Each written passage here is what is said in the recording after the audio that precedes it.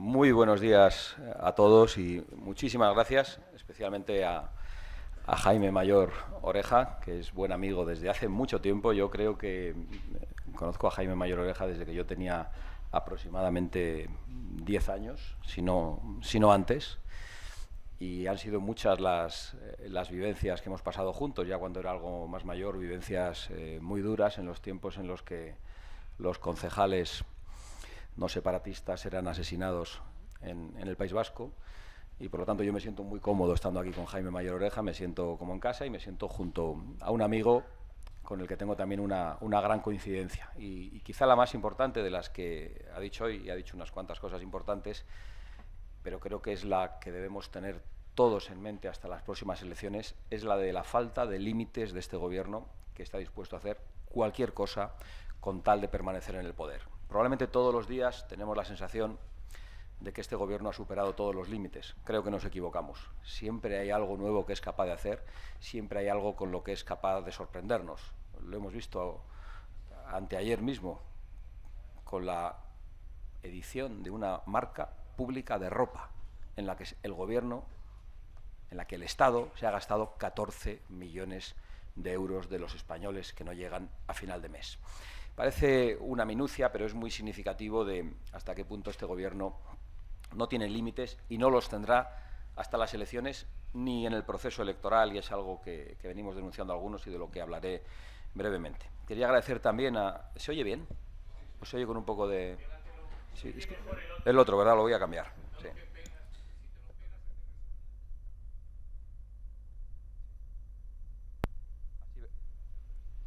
Así mejor, ¿verdad? Sí. Es que estaba oyendo ahí una reverberación un poco incómoda.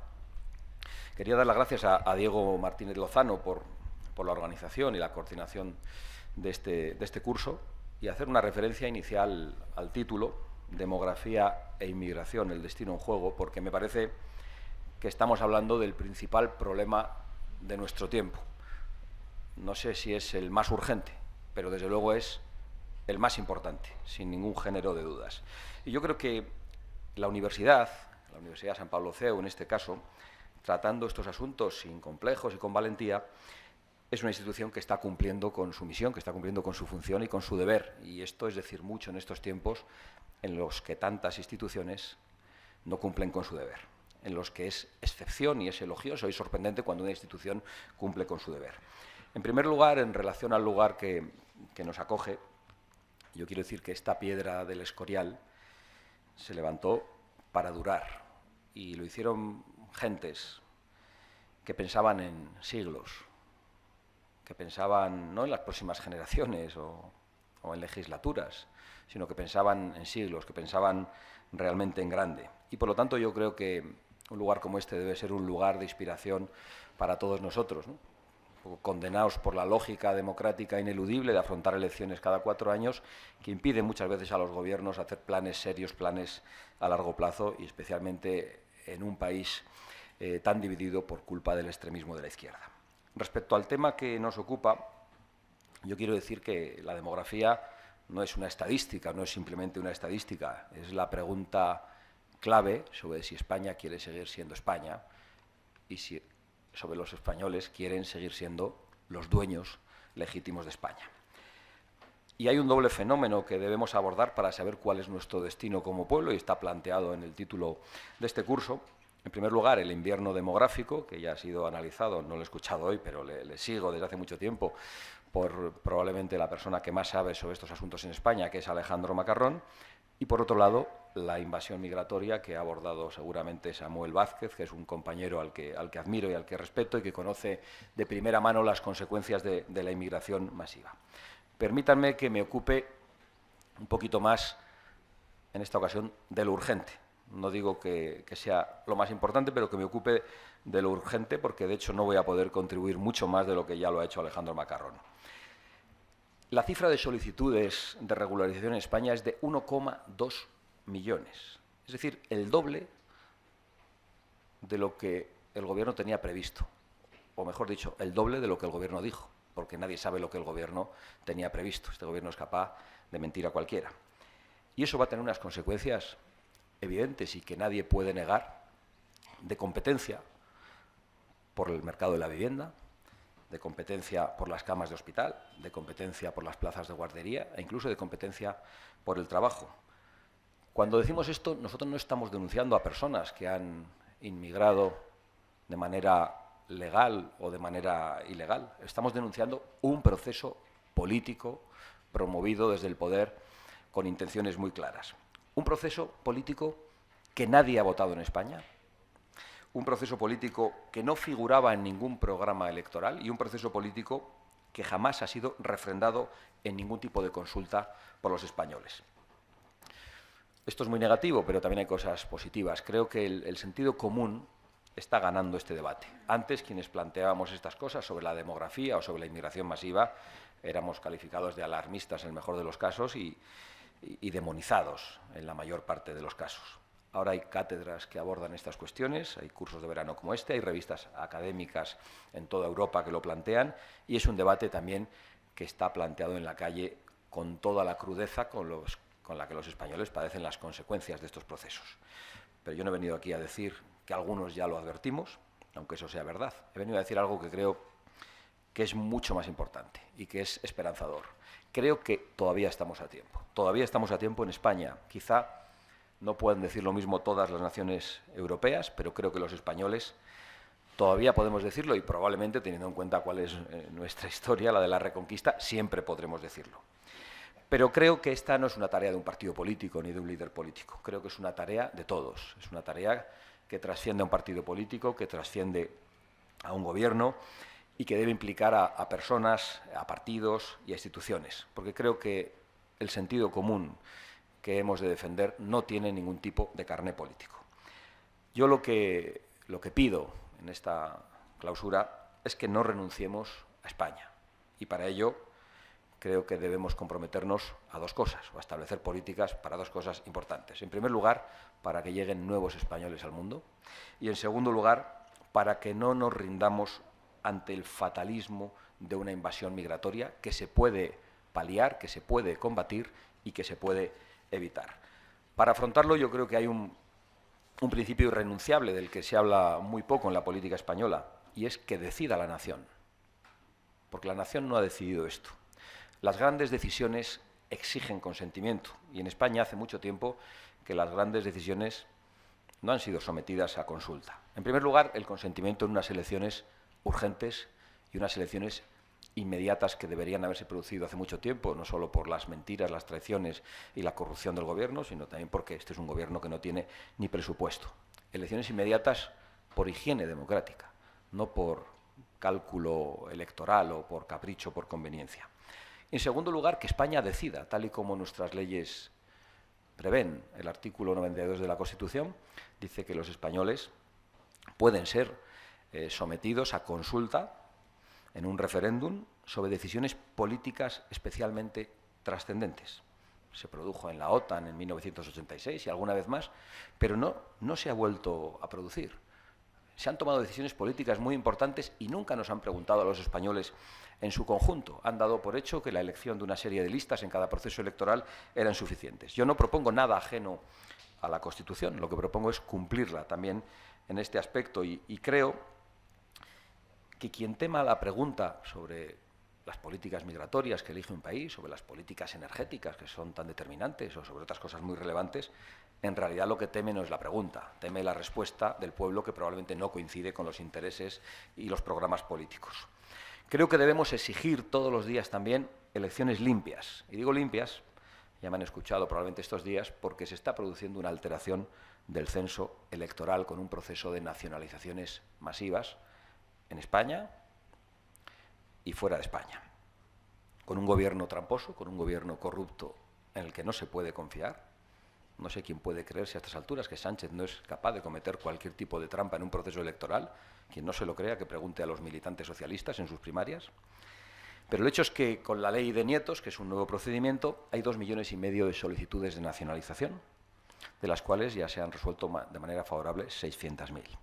Lo cierto es que Pedro Sánchez y su mafia, y me atrevo a llamarla en estos términos por las imputaciones y las condenas y las noticias que todos los días soportamos, desde las más de fondo hasta las que parecen anecdóticas, como una caja fuerte en la sede del Partido Socialista llena de joyas por valor de 1,5 millones de euros, Sánchez y su mafia, vuelvo a lo que estaba diciendo, están alterando radicalmente la forma en la que se adquiere la nacionalidad española y están alterando radicalmente la forma en la que se emite el voto por correo desde el exterior.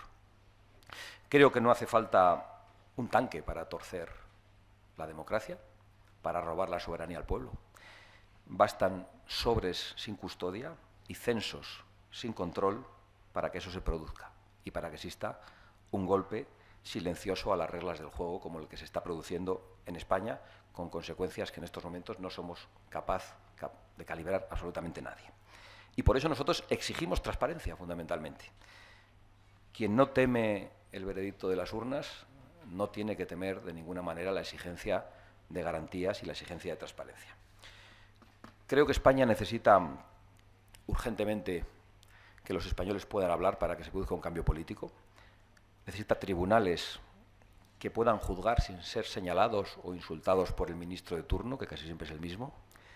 Necesita un Parlamento que controle al Gobierno y no un Gobierno que haga preguntas a la oposición en el Parlamento y no conteste nunca. Necesita una prensa que pregunte, no una prensa asustada o comprada. Necesita una universidad, como está siéndolo en este momento la Universidad San Pablo CEU, con estos debates tan importantes, que piense y que debata, donde no se cancele al que no piense igual. Necesita unas fuerzas de seguridad del Estado que cumplan la ley y no se vean abocadas a obedecer órdenes políticas o a detener investigaciones de corrupción. No necesitamos unas fuerzas de seguridad del Estado con una directora general de la Guardia Civil al frente imputada por intentar paralizar las investigaciones de corrupción. Necesita un pueblo que sea consultado, tal y como prevé nuestra Constitución, y necesita un gobierno que se someta a las urnas transparentes. Yo hago un llamamiento, por eso, a todas las instituciones, a todos los partidos políticos y a la sociedad civil, para que entre todos logremos unas elecciones rápidas, unas elecciones limpias y unas elecciones libres. El panorama puede parecer muy desalentador, pero yo creo que hay motivos para la esperanza. En primer lugar, porque hay alternativa.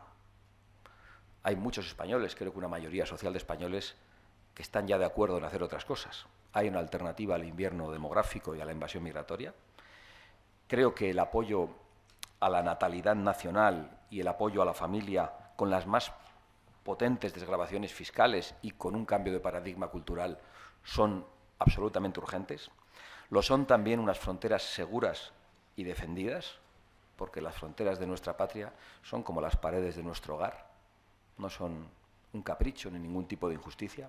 Necesita la repatriación de las personas que entran ilegalmente en nuestro suelo, necesita la deportación de los delincuentes extranjeros que están viviendo entre nosotros y que deben cumplir las penas de prisión en las cárceles de su país, y necesita la remigración de aquellos que están en España no pagando las pensiones o contribuyendo, sino viviendo del esfuerzo de los demás, del esfuerzo de los españoles y del esfuerzo de inmigrantes legales que sí han venido respetando las normas, pidiendo permiso y que están contribuyendo a las cargas públicas como el resto de los españoles. Necesita la protección de nuestra nacionalidad, esa alternativa. Nuestra nacionalidad no se puede regalar como si fuera una baratija. Nuestra nacionalidad tiene valor, es algo que respetamos, es algo que amamos y que no se puede regalar al primero que pase, y menos a algunos que no se identifican con nuestros valores culturales, con nuestros valores políticos, ni van a poder adaptarse jamás a asumirlos ni a respetarlos. Esa alternativa necesita que la prioridad nacional, que es un mensaje de sentido común que comparten incluso una gran parte de los votantes de la izquierda, sea una realidad en el acceso a la vivienda pública, en el acceso a las ayudas sociales y a las plazas de guardería, y que los españoles no sean discriminados en su propia patria. Necesita la protección de los jóvenes españoles para que no tengan que emigrar y no soportar ni un segundo más una situación kafkiana como la que ocurre, por ejemplo, con los jóvenes sanitarios, médicos y enfermeras que se tienen que ir de España después de que las familias lo pagan, el Estado también invierte en ello, llevándonos a una situación absolutamente increíble en la que estamos exportando sanitarios, exportando médicos y enfermeras, y estamos importando pacientes porque nuestro gobierno ha dicho que la sanidad de los españoles, pagada con los impuestos de los españoles, es universal y sirve para todo el mundo. y necesita, sin ninguna duda, un alivio fiscal en todos los órdenes y en todos los sectores. Un alivio fiscal para las familias, para los autónomos, en el campo y en la industria. Creo firmemente que esta no es una cuestión ideológica, que la pueden asumir partidos políticos muy diferentes. Creo que es una cuestión de supervivencia y por eso debemos comprometernos con ello. Aunque estemos hoy en el Escorial, en un lugar de tantas reminiscencias históricas y que nos hace sentir tan orgullosos, yo no creo en la utilidad de la nostalgia. Creo en la utilidad de luchar por el porvenir, de pensar en el futuro y de no mirar hacia detrás, más que para saber qué es lo que no debemos repetir.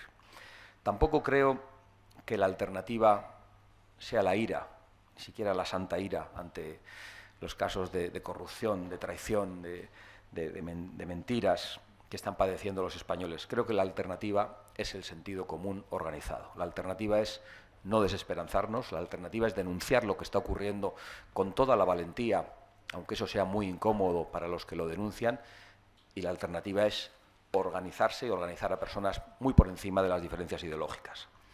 Concluyo agradeciendo a todos su atención, haciendo una referencia al título tan acertado de este curso.